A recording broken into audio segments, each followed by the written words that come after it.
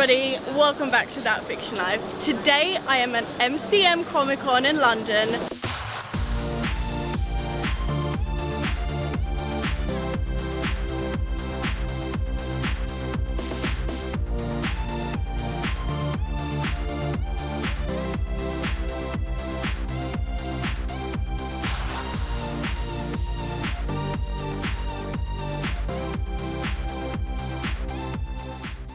I will be meeting Sebastian Stan, aka Winter Soldier from the Marvel Universe, and if you've been on my channel before and have seen my Marvel videos, I am so obsessed with the Winter Soldier character. He is for sure my favorite character in all of comics overall, and Sebastian plays him so incredibly that I am absolutely dying at the fact that I will be meeting him.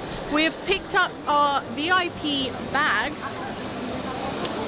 and it's the Winter Soldier logo. It's got a pin badge inside and all the passes we need to get in. I'm going to check back with you later because my photo op is the first thing on the list. This is the outcome of my very strategically planned photo. I cannot wait to put this next to all my other pictures from last year because I think it goes quite well with the extra take I have on photo ops in general. Now we have to go meet him for the autograph, and I don't really know what I'm going to say yet.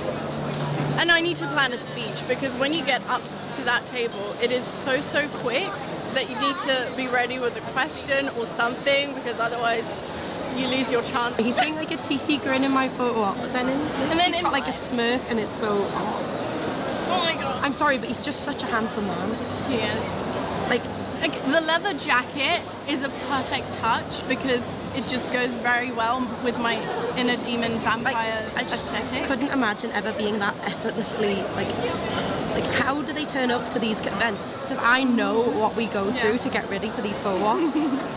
It's weird to say something was the best day of your life where it lasted for 3 seconds, but this was the guess. Last year, all we were saying was that we wanted Sebastian Stan to be announced for LFCC.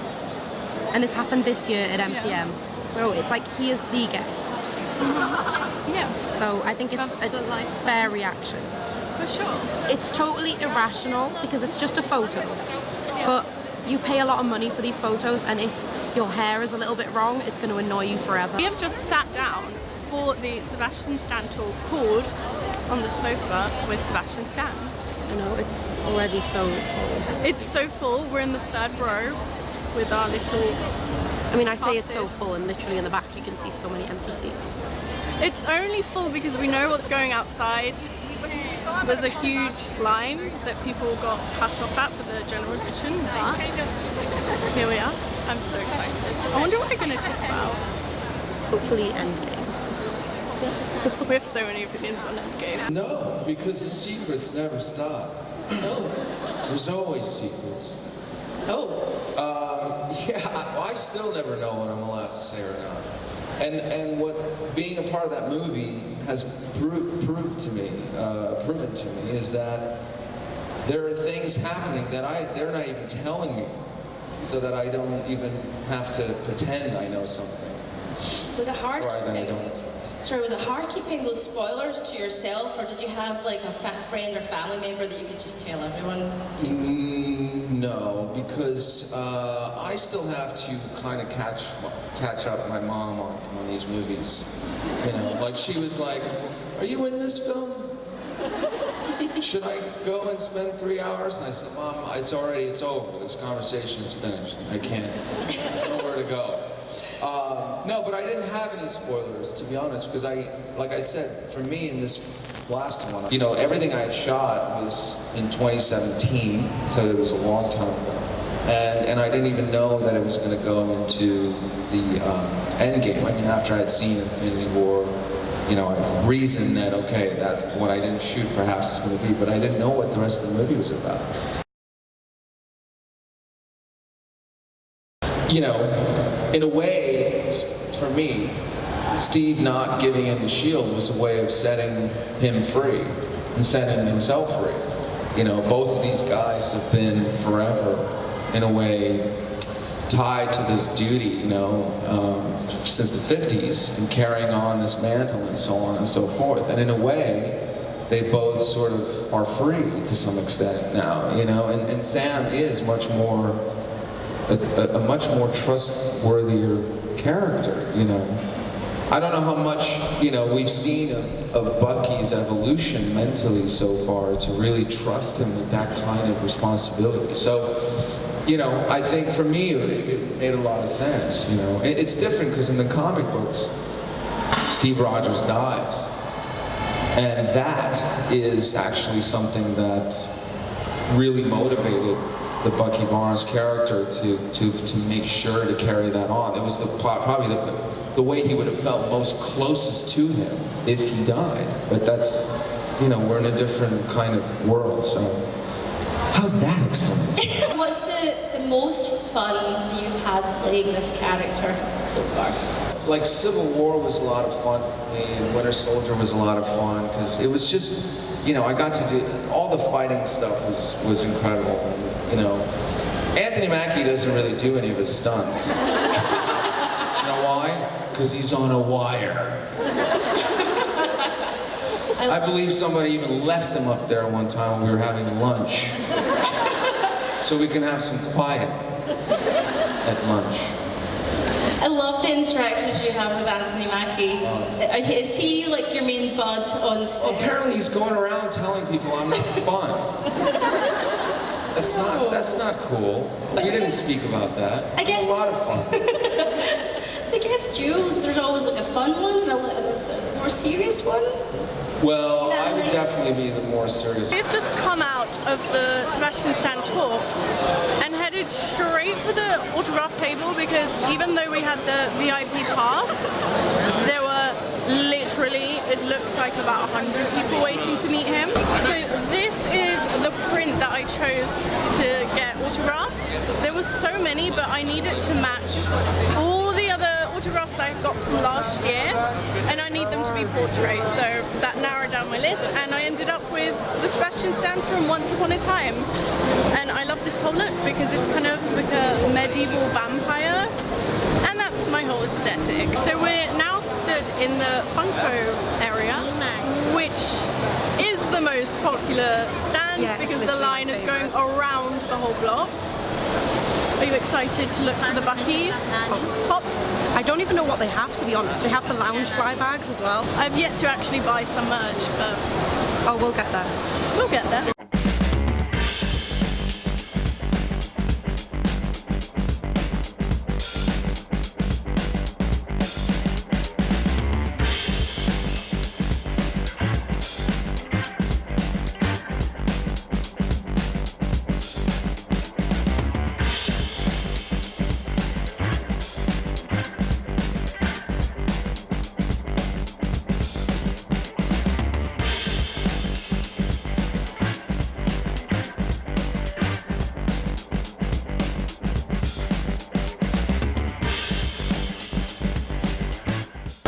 How was the talk?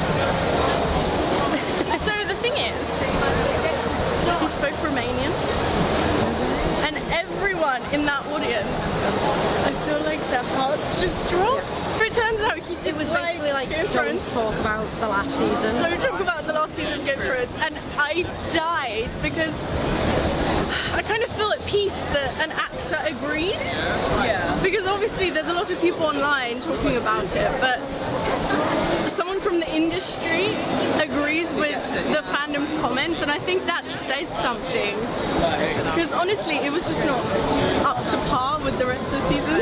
And even his face was just, don't mention it. How, oh, Rebecca, the secret scene that we thought was filmed was not filmed. That they had, Bucky and Steve had this conversation off screen, but they never filmed it, so we'll not get it on the DVD extras or anything. But yeah, they just said like your motivation for this scene is you know everything that's going to happen, but it's not actually happened. So just imagine them in like some like rundown building where they're just trying to like piece back together their lives, and then he's like, so I think this is what I'm gonna do, and then Bucky's like, yeah man, you go and do that, I'll be fine. anyway, yeah, he was like a darling, and all the questions that he answered for people was like the sweetest, most genuine panel that I've ever seen.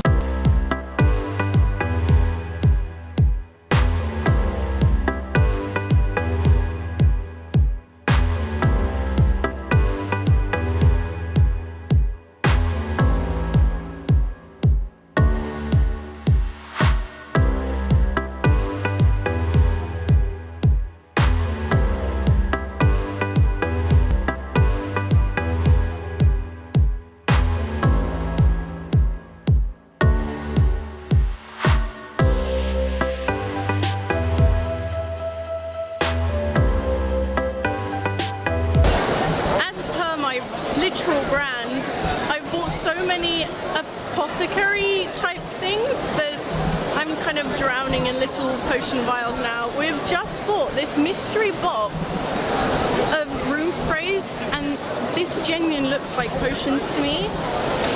So I kind of feel like I'm going to be Snape, just spraying stuff around my room. I also bought a vampire blood vial. I feel like I'm so in my element. That concludes day one of Comic Con. I am so impressed with how this one is run because we've never been to MCM, and even from the photo ops and even finding the shops and the vendors is so much easier than LFCC. So if they get a really good guest for next year, I will for sure be back. But I'm also back tomorrow for a blogger brunch.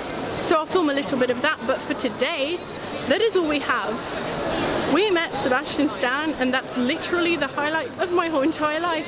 So, for two people that live in London, we don't know where the hell we are right now, and instead of going home, we've ended up at the airport. So we're thinking we're just gonna take a holiday. Yeah, why not? You know, you've got your passport. See, the reason this happened is Rebecca lured us back to her hotel, and when she left, we stayed for a little bit to rest. 2 hours. Because we've ended up on another side than we came. We didn't go to the same station, and we thought we could make this work, but somehow we've ended up at the airport. And this is like a murder story waiting to happen because there's no one here, like it's dead. No one. And it's not like a Sunday night, it's Saturday night in London. Yeah. And I just don't know what's happening. This is so funny. So it's the next day, and today I will be heading to a blogger brunch with some authors because I'm going there with the actual publisher. I don't know what entrance I'm actually heading to, so this is a whole new world. And after the disaster of getting home yesterday, in which me and my friend ended up at the London City Airport for some reason, this is deja vu.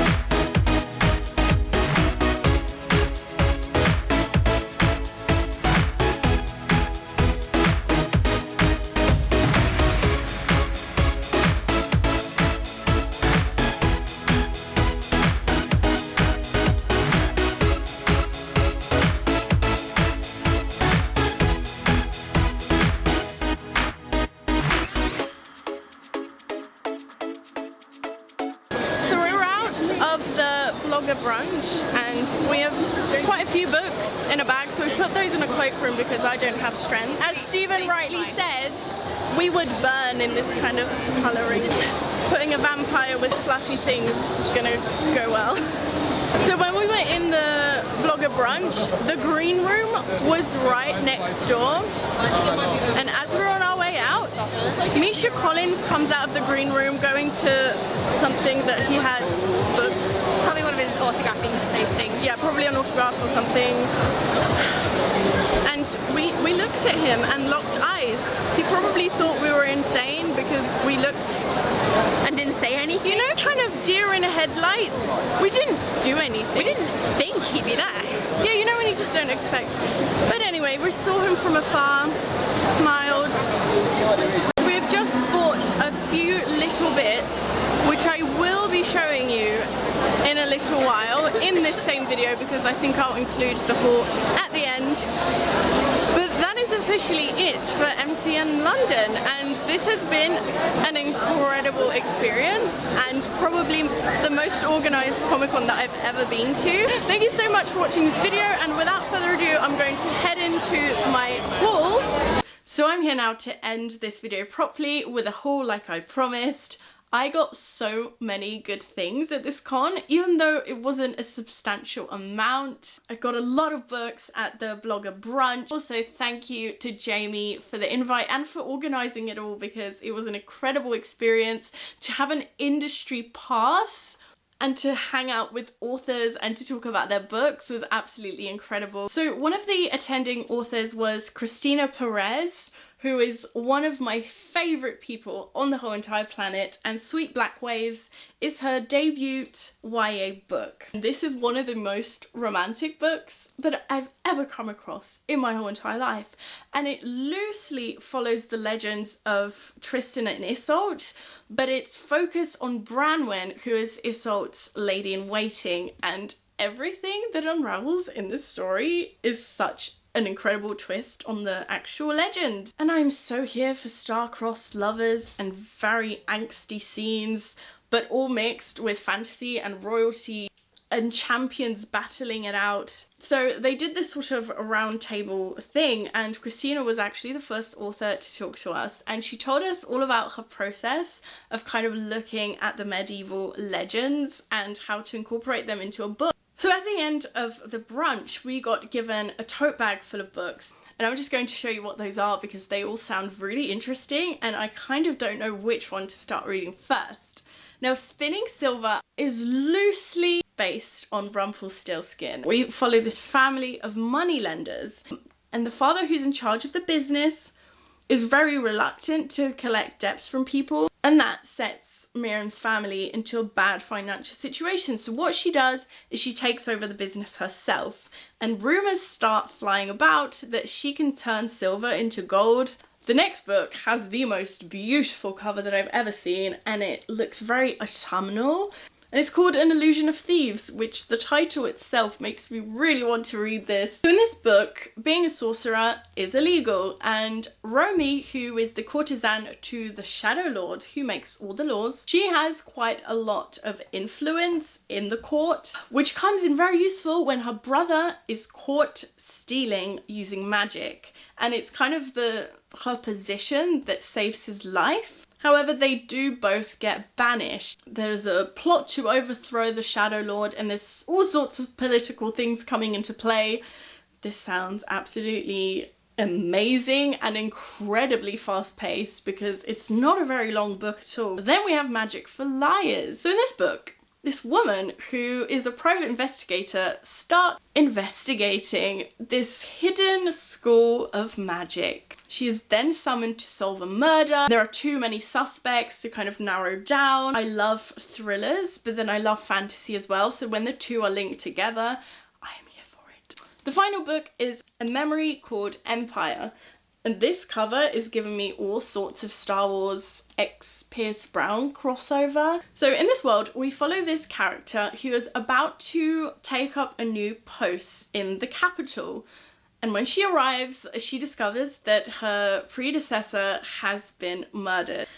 And it's looking like she is also a target, so we delve into all sorts of political intrigue. And this is definitely a space opera, and I've never read one of those, so I'm kind of intrigued as to how they read as a book. So those are all the books that I got at the blogger brunch. As for actual merch, I am wearing one of my purchases on me right now. It's a tiny Game of Thrones sword necklace.